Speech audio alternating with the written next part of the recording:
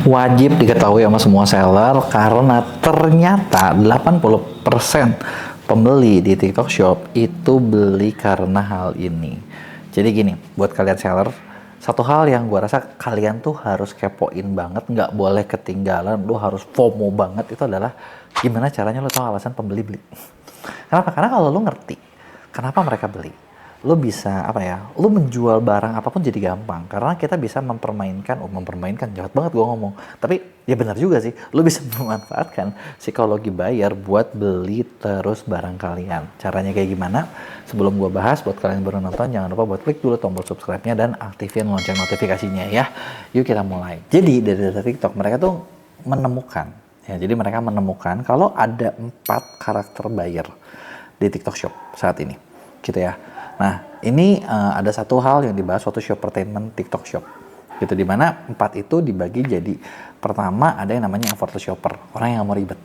Kedua, bargain hunter, pencari diskon, ya kan.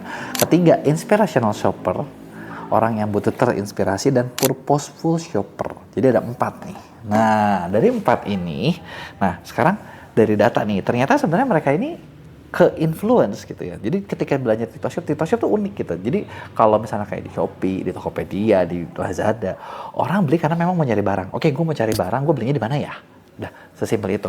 Tapi kalau misalnya di TikTok Shop, mereka tuh beli bukan gara-gara memang mau beli gitu loh. Karena memang dasarnya orang nggak buka TikTok buat belanja, orang buka TikTok buat cari hiburan, orang buka TikTok buat nonton, orang buat apa, dan 80% dari mereka impulsif. Sesimpel gini, purposeful shopper itu adalah mereka yang ketika belanja mereka memikirkan dan ketika mereka lihat itu mereka ngelihat ada beberapa poin. Jadi mereka mencari brand yang komitmen terhadap environmental, susah kan ngomongnya, environmental stewardship. Wow, apaan tuh?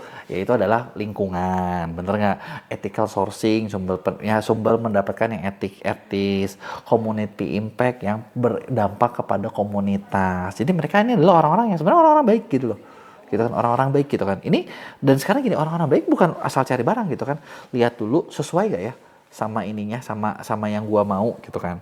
Effortless shopper orangnya gak mau ribet. Jadi kalau beli ya udah, apa nih? Bagus kak? Oke nggak? Pokoknya selama itu buat hidup gua lebih mudah. Ya, tagline-nya adalah making their life easier. Nah, dia bakal beli.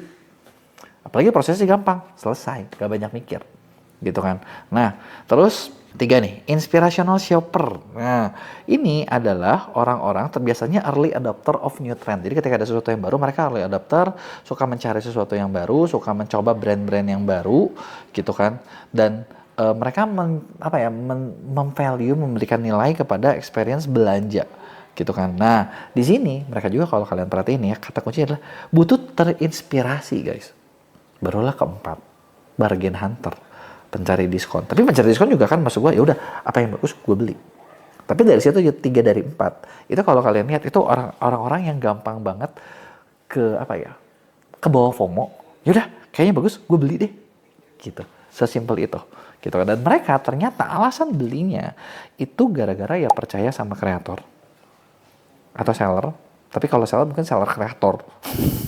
Karena mereka butuh di-influence, mereka butuh ngelihat konten yang relate, mereka kepengaruh sama social proof, komentar positif, gitu kan, dan ada hal-hal yang bikin mereka bisa gampang buat karir mereka. Satu, misalnya kalian bisa manfaatin FOMO, ya kan, nggak mau ketinggalan tren, mereka pengen cepat-cepatan, ya udah langsung beli. Kedua, butuh social proof, ya kan, kalau social proofnya bagus, ininya bagus, mereka ngambil, gitu kan. Terus dari tadi gue udah bahas beberapa kali. Ya kan, ada yang namanya influence dari kreator kebawa kepercaya sama orang yang mereka percaya, mereka beli. Dan keempat, biasanya ada perasaan kayak, lucu ya, gila ini kalau kayak gini ini banget, imut banget, gemoy banget, apa banget, beli. Gitu. Itu adalah beberapa hal yang bisa bikin kalian bisa mempengaruhi orang-orang tersebut. Nah, terus gimana bikin kontennya? Kan itu pertanyaannya, bener nggak? Sebenarnya dari 4 karakter ini, gue bakal jelasin gimana cara bikin konten yang biasanya dilihat sama target market masing-masing. Nah, tapi sebelumnya, basicnya adalah gini. 1, lu nggak mungkin butuh konten yang sedikit. Jadi perlu konten yang banyak. Banyak itu gimana? Massive. Massive itu segimana? Gue pernah ngobrol sama orang TikTok, dan ternyata ada satu temuan.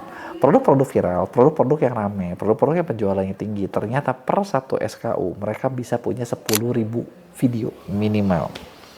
Tapi wajar. Sekarang gini, kan gua dapat info ini sebenarnya kayak udah dari beberapa bulan ke belakang. Gua nggak pernah bahas karena menurut gue juga nggak make sense. Tapi terakhir gue mengolah data dari klien-klien di MEA. Kita ngolah datanya, kita kerjain datanya, ada yang videonya kita kerjain, ada juga yang affiliate kita kerjain, dan whatever kita olah data, dan ternyata data ini valid guys. Data ini valid. Gue tau dari mana? Ketika gue bikin data analisa buat semua klien di MEA, dan kita mulai bergerak kerjanya dengan itu, memperbaiki service buat bikin omset itu kliennya lebih tinggi. Kita nemu kalau klien-klien yang produknya laku-laku, biasanya gini, yang gue ketemu adalah di MEA adalah satu toko cuma punya 1-2 produk yang laku banget. Satu toko 1-2 produk laku banget, sisanya biasa aja. Nah, mereka ternyata begitu dilihat, mereka ini satu SKU-nya itu benar-benar ya bisa ribuan videonya. Dan tapi gini, karena satu toko cuma satu banget, mereka biasanya cuma kuat buat ngangkat satu SKU doang.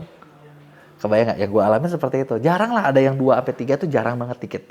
Tapi di brand-brand yang kita pernah kerja sama, kita ngeliat, wow, ini dia alasannya. Jadi quantity itu harus banyak, gitu kan. Dan gue ketemu juga kayak toko-toko yang susah ngangkat, ya videonya dikit, videonya cuma dari seller doang, kreatornya nggak ada.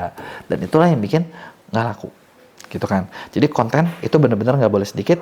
Kedua, lu perlu punya banyak kerja sama afiliator, ya karena ya tadi ya, mau memperbanyak lu butuh ini kan. Nah, ketiga gitu kan, nah strateginya adalah kalian perlu tambahin juga ads.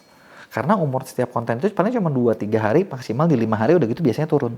Maka dari itu ads itu bikin umurnya lebih panjang, dan ketika konten lo banyak, itu GMV Max itu bagus banget.